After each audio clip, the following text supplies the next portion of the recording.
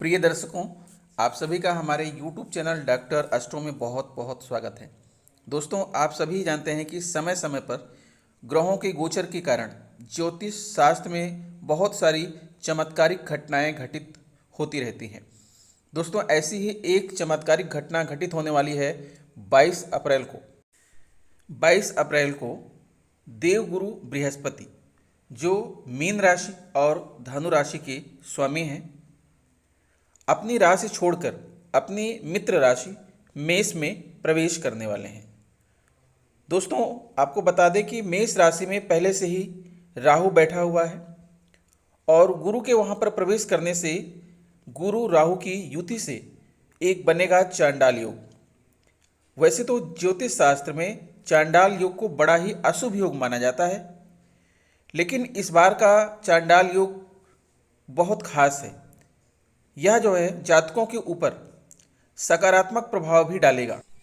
दोस्तों, आपको बता दूं कि गुरु बृहस्पति, जिन्हें देवताओं का गुरु कहा जाता है और ज्योतिष में सबसे शुद्ध दृष्टि वाला शुभ ग्रह माना जाता है, 22 अप्रैल 2023 को प्रातःकाल 3:33 पर अपनी स्वराशि मीन राशि से निकलकर अपनी मित्र राशि मेष राशि में प्रवेश करेंगे। जब देवगुरु बृहस्पति मेष राशि में प्रवेश करेंगे, उस समय वह अपनी अस्त अवस्था में होंगे, क्योंकि 28 मार्च से बृहस्पति मीन राशि में अस्त अवस्था में आ जाएंगे और फिर 27 अप्रैल प्रातःकाल 2:07 तक अस्त अवस्था से बाहर निकल आएंगे।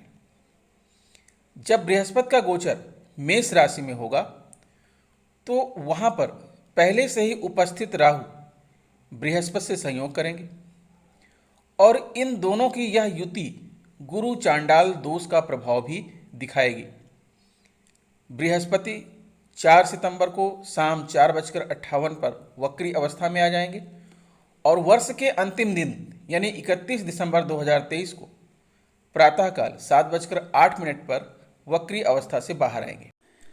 दोस्तों, ज्योतिष के अनुसार बृहस्पति का राशि परिवर्तन बहुत महत्वपूर्ण प्रभाव देने वाला माना जाता है, क्योंकि देवगुरु बृहस्पति की दृष्टि अमृत के समान होती है। जिन राशियों पर ये अपनी दृष्टि डालते हैं, उन राशियों को भी ये अमृत के समान पवित्र कर देते हैं और यह जिन भावों पर अपनी दृष्टि डालते हैं, उनकी वृद्धि करते हैं। वैसे भी यह एक वृद्धि कारक ग्रह है। इस प्रकार बृहस्पति का मेष राशि में गोचर सभी राशियों में जन्मे लोगों पर अलग अलग रूप में प्रभाव दिखाएगा। दोस्तों, आपको बता दें कि ज्योतिष शास्त्र के अनुसार समय समय पर ग्रहों की चाल में बदलाव होता है। ग्रहों की ये बदलती चाल बहुत ही महत्वपूर्ण मानी जाती है, लेकिन कुछ ग्रहों का गोचर बेहद फलदायी माना जाता है। उनमें से एक हैं देवगुरु बृहस्पति। बृहस्पति यानी कि गुरु, बुद्धि, ज्ञान, धर्म आदि के स्वामी। जब जातक की कुंडली में गुरु नीच हो जाए तो व्यक्ति इन सब से विपरीत कर्म करने लगता है। वहीं राहु की वजह से इंसान अनैतिक कार्य, गैर कानूनी कार्य, जुआ, नशा, सट्टेबाजी की तरफ खींचा चला जाता है। ऐसे में अगर किसी जातक की कुंडली में गुरु चांडाल योग बनता है, तो राहु के प्रभाव को खत्म करके जातक को पूरी तरह से अपने प्रभाव में कर लेता है। लेकिन दोस्तों, इसके उपाय भी हैं। आपको जरा भी जो है घबराहट महसूस नहीं करना है। इस साल आपको बता दें कि गुरु चांडाल योग बनने जा रहा है। इस दिन देवगुरु बृहस्पति मेष राशि में प्रवेश करेंगे और महाक्रोधी राहु ग्रह इस राशि में पहले से ही विराजमान होंगे और वह 30 अक्टूबर तक इस राशि में बना रहेगा। यानी कि अगले 6 महीने तक ये योग जो है बना रहेगा, जिसका जो है विभिन्न राशियों के जातकों के ऊपर तरह तरह के असर पड़ेंगे। कुछ पर जो है सकारात्मक, कुछ पर नकारात्मक असर पड़ेंगे, लेकिन देवगुरु बृहस्पति की वजह से यह जो चांडाल योग बन रहा है वो कई तरह से फायदेमंद भी होगा।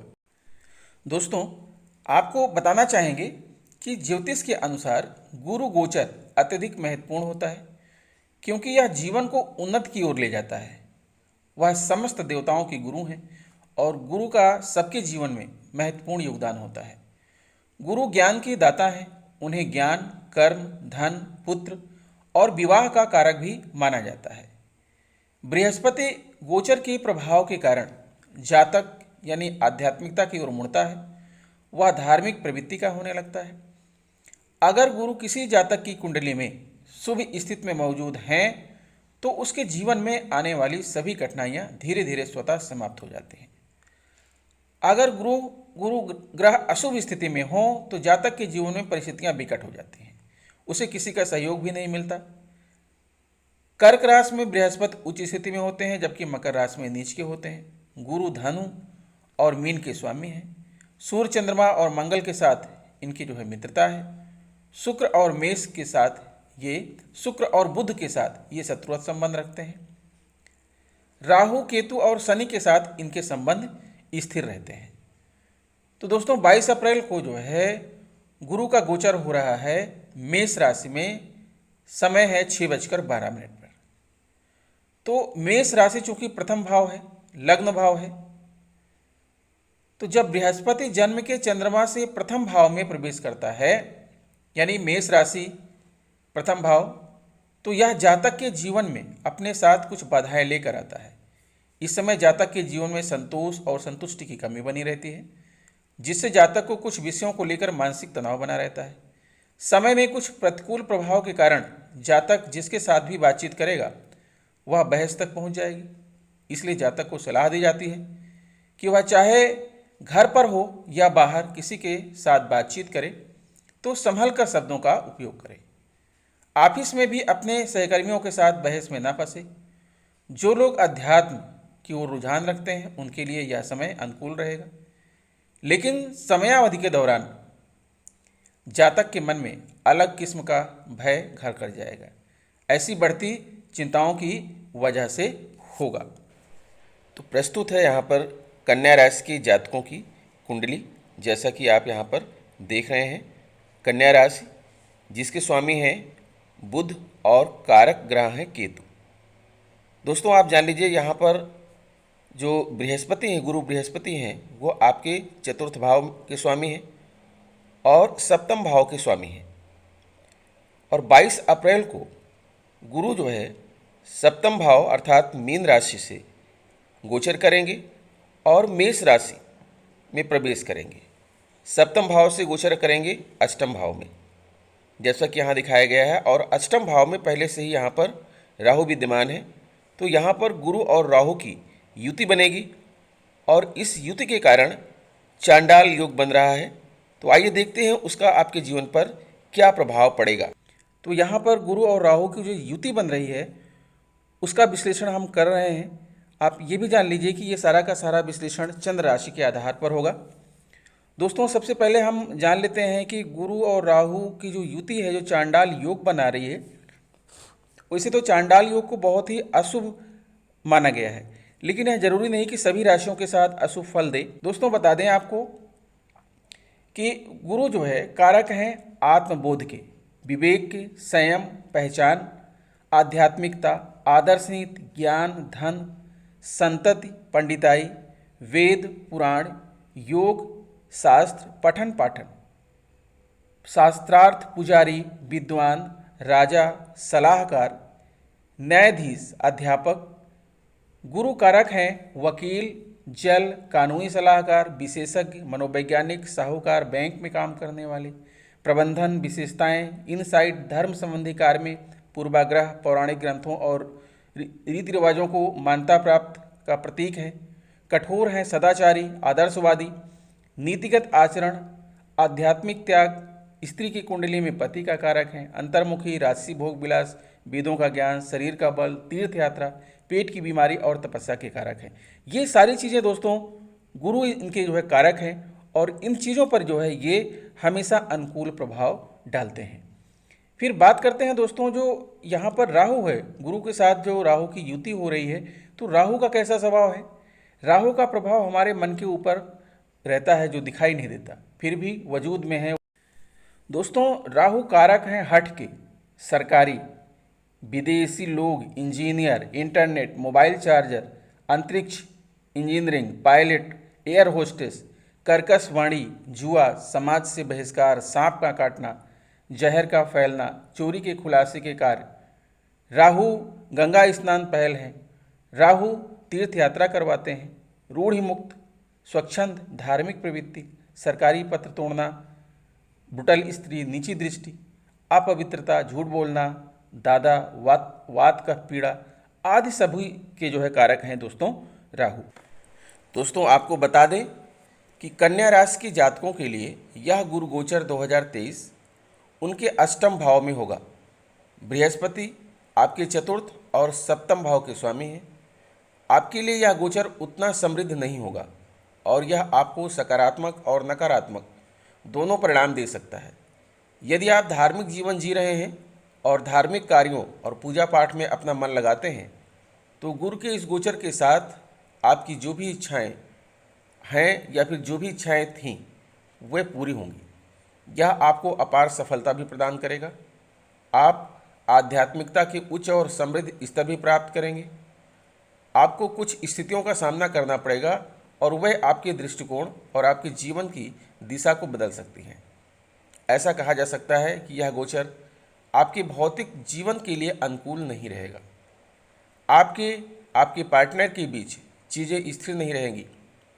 यदि आपके और आपके साथी के बीच संकट और झगड़े की स्थिति उत्पन्न हो जाती है तो यह स्थिति बढ़ सकती है और ससुराल वालों को भी शामिल कर सकती है और वहाँ भी झगड़े जैसी स्थिति हो सकती है। इस गोचर के दौरान बड़ी मात्रा में धन का निवेश हानिकारक हो सकता है और आपको आर्थिक नुकसान का भी सामना करना पड़ सकता है।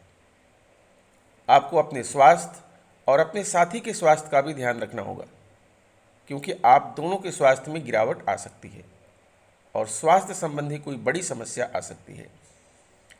अप्रैल से अगस्त के बीच कानून या सरकार या मानहानि के खिलाफ किसी भी तरह का काम आपके लिए ऐसी स्थिति बन सकती है जिसमें आपको सज़ा का सामना भी करना पड़ सकता है, इसलिए सतर्क रहें।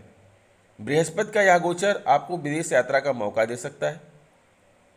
आप व्यवसाय के सिलसिले में, अध्ययन के सिलसिले में विदेश जा सकते हैं और इसके लिए आपके खर्चों में वृद्धि हो सकती है। अक्टूबर के बाद ससुराल पक्ष को लेकर स्थिति स्थिर रहेगी और आपको कोई बड़ा मुनाफा हो सकता है। दोस्तों इस दुष्प्रभाव से बचने के लिए आपको भगवान विष्णु की पूजा करनी चाहिए और कपूर से आरती करनी चाहिए। आपका आत्मविश्वास, आपका साहस, आपका धैर्य वो हर प्रकार के कष्टों से आपको मुक्ति दिलाएगा। कोई भी ग्रह भले ही क्यों ना जो है आपकी राशि में विराजमान हो, गोचर कर रहे हैं, लेकिन अगर आप तटस्थ हैं, ईमानदार हैं, सत्यनिष्ठ हैं, अपने कर्म को करने में आलस्य नहीं करते हैं, परिश्रम करते हैं, मेहनत करते हैं, दया का भाव आपके अंदर है, आप अपने से कमज़ोर लोगों की मदद करते हैं, सेवा करते हैं, जानवरों पर दया करते हैं, तो दोस्तों कोई भी ग्रह, कोई भी नक्षत्र आपका कुछ बिगाड़ नहीं सकता है। तो दोस्तों स्वस्थ रहिए, मस्त रहिए। आशा करता हूँ वीडियो आपको अच्छी लगी होगी। अगर वीडियो अच्छी लगी है तो प्लीज़ हमारे चैनल को सब्सक्राइब करके बेल आइकन को प्रेस कर दीजिएगा। मिलेंगे आपसे नेक्स्ट वीडियो में कुछ नई जानकारी लेकर। तब तक के लिए नमस्कार।